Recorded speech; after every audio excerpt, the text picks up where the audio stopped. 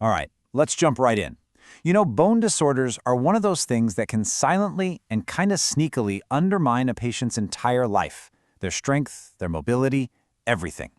They can be really tricky, and it's absolutely crucial to get them right, not just for your exams, but for your patients. And this quote, it hits the nail on the head. This is exactly why we're talking about this. For you, as a nursing student or a new nurse, the stakes are so high. Being able to tell these conditions apart isn't just about scoring points on a test. It's about patient safety. It's about preventing some really serious long-term problems. So what's the real hurdle here? Well, it's that so many of us fall into the trap of just memorizing lists of diseases and symptoms. But then, when you're faced with a real person, a real clinical scenario, connecting those memorized facts can feel almost impossible. That's the gap we're going to close. Does this list feel a little too familiar? I bet it does. It's one thing to know the textbook definition of, say, osteomyelitis, but it's a whole different ballgame to figure out if your patient has that or osteoarthritis based only on how they describe their pain. Your exams aren't just going to ask you for definitions. They're going to test if you can decode the clues. This is exactly why you need more than just memorization.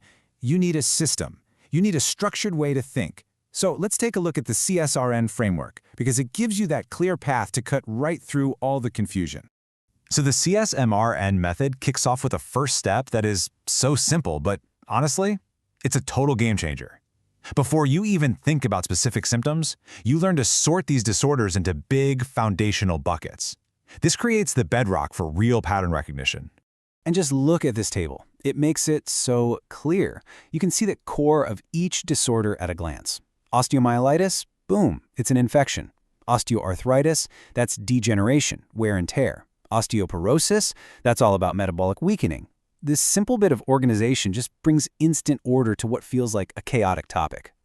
Okay, now that we have our categories straight, let's see how this framework actually works when the pressure is on.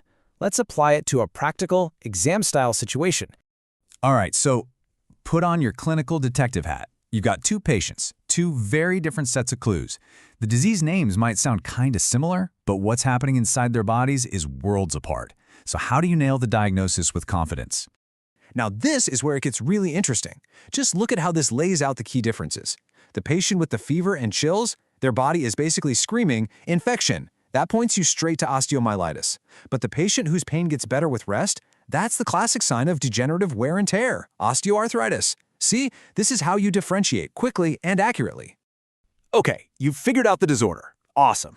But that's only half the battle. The next critical question is, what do you do first?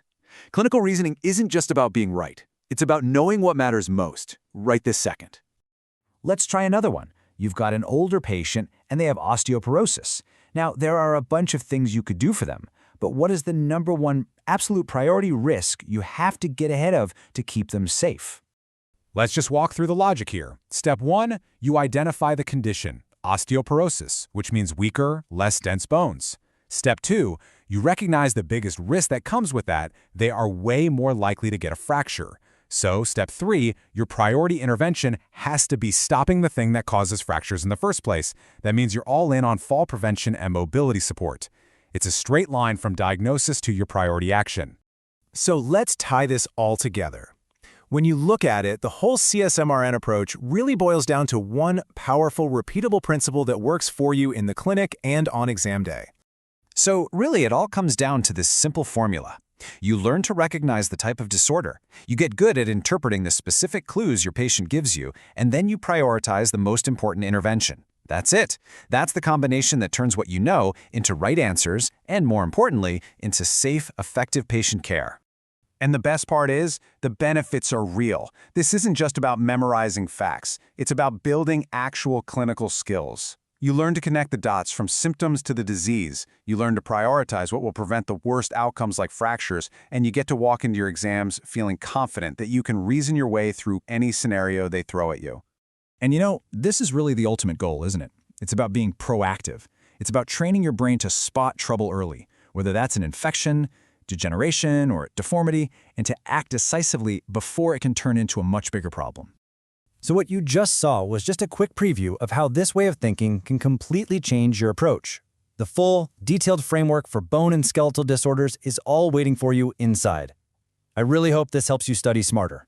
Thanks for watching.